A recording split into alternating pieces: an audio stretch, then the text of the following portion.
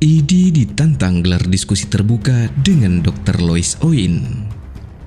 Ketua Majelis Permusyawaratan Rakyat atau MPR RI, Bambang Susatyo mengomentari kontroversi terkait pernyataan Dr. Lois Oin beberapa hari terakhir. Pria yang akrab disapa dengan Bom Sud ini bahkan kemudian mendorong Ikatan Dokter Indonesia atau IDI melakukan diskusi secara terbuka dengan Dr. Lois Oin terkait informasi tentang COVID. Dia mengatakan, diskusi tersebut perlu dilakukan secara terbuka agar masyarakat dapat mencermati penyebaran informasi tentang COVID secara ilmiah dan benar. Mengingat masyarakat saat ini dalam kondisi bingung, yang makin bingung ditambah adanya tekanan ekonomi yang semakin berat, ucapnya.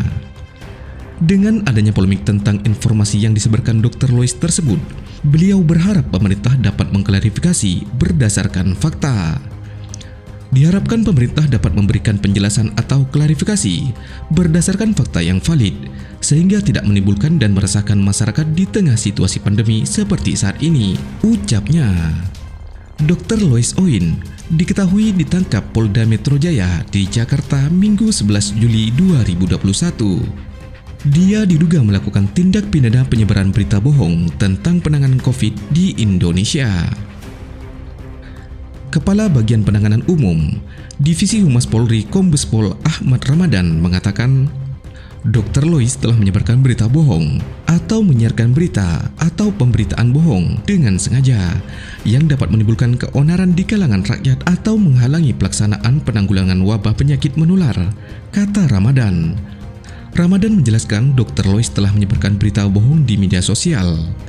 Dr. Lois menyebarkan berita bohong bahwa selama pandemi orang-orang meninggal dunia bukan karena COVID, melainkan oleh interaksi antar obat dan pemberian obat dalam 6 jenis. Polda Metro Jaya kemudian menyerahkan Dr. Lois ke Bareskrim Polri.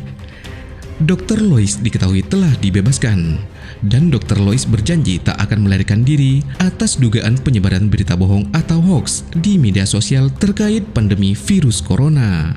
Yang bersangkutan menyanggupi tidak akan melarikan diri, oleh karena itu saya memutuskan untuk tidak menahan yang bersangkutan, ujar Direktur Tindak Pidana Cyber Bareskrim Polri, Brigjen Slamet Uliandi kepada wartawan Selasa 13 Juli 2021.